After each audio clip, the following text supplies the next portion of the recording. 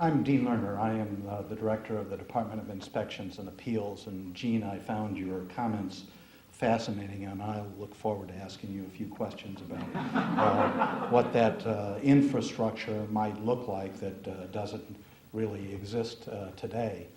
And that's a shame that it doesn't, because we should have seen this coming a long time ago, and we didn't, or we did and we didn't do anything about it.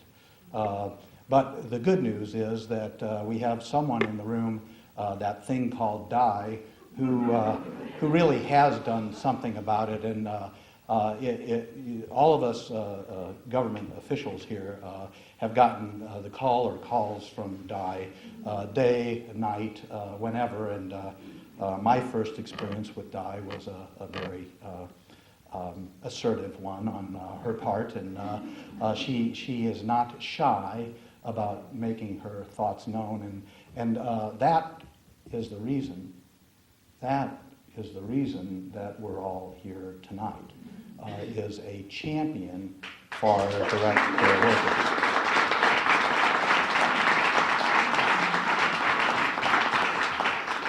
Now we need more champions, and I think you've touched a nerve with the work that you've done, and will continue to promote that.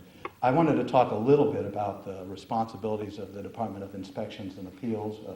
We're the agency that everybody loves to hate. We are the regulator. There is a need in our state, as we've seen from the headlines of late, for regulation. There's a need for thoughtful, careful, and articulate regulation. We hope that that is what we can bring to the table, but more importantly, we hope that we can be a partner in some of the things that will make regulation and our involvement much less necessary. One of the things that can be done in that regard is a recognition that 90%, the statistics vary, but 90% is the statistic around the country of the facilities that are understaffed in terms of their direct care workers. That's a shocker. We wonder why care issues are prevalent. We wonder why the DIA is needing to be involved. And we have, I must say, excellent facilities in our state. We cite at the federal level fewer deficiencies, and I could go through and bore you with that data, but I won't. For the most part, we have wonderful facilities. But the care needs and the acuity of the residents of our facilities have changed. Anthony, I think you can be a testament to the kind of issues that you face with your residents on a daily basis is very different than it was not too long ago. The folks who are suffering with dementing illness, mental illness, the data indicates that years ago, not too long ago, the figure used to be around 20%. Well, guess what? The figure today is flipped on its head. It's now 80%. What do we expect of our direct care workers if they are faced with that kind of a population and not paid and trained to deal with that? That's, we see, a core issue in terms of all of our efforts.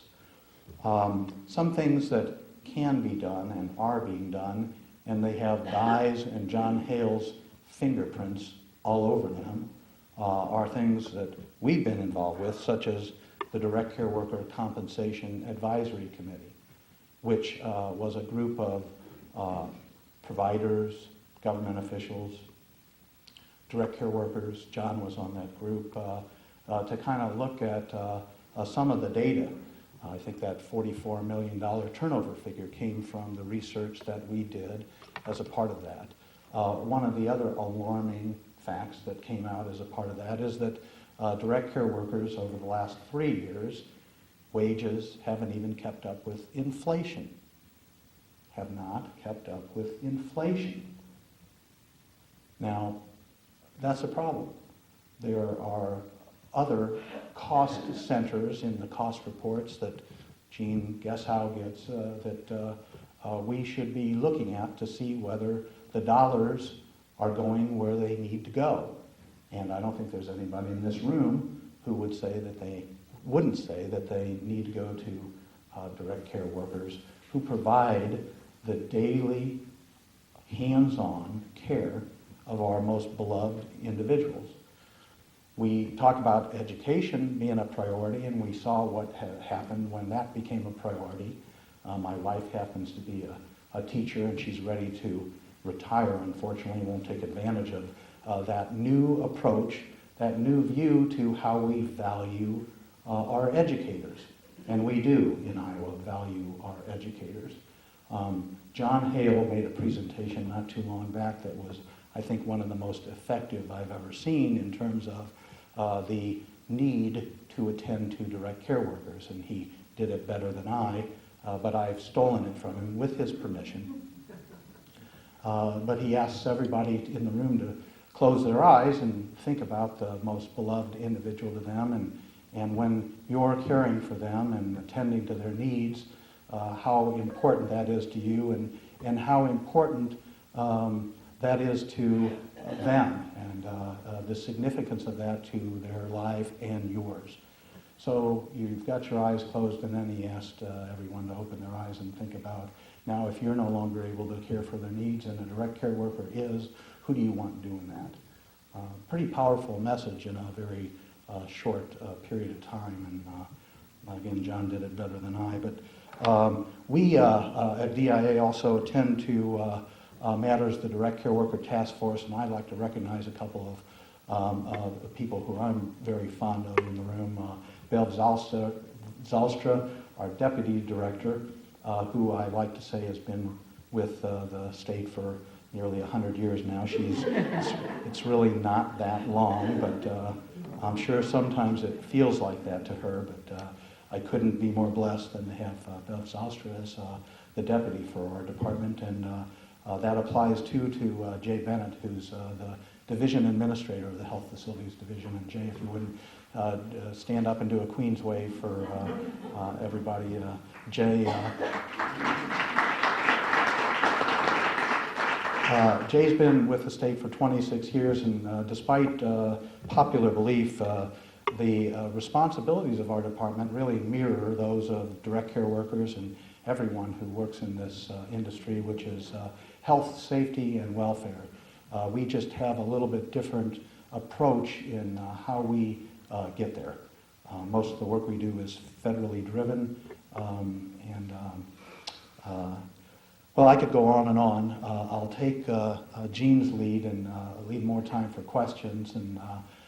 But if you leave with no other message tonight in terms of what needs to happen, I think it is reflected in the advocacy of the Di Finleys of the world, the John Hales and Betty and Anthony, and there's a room full of people who this business comes from the heart.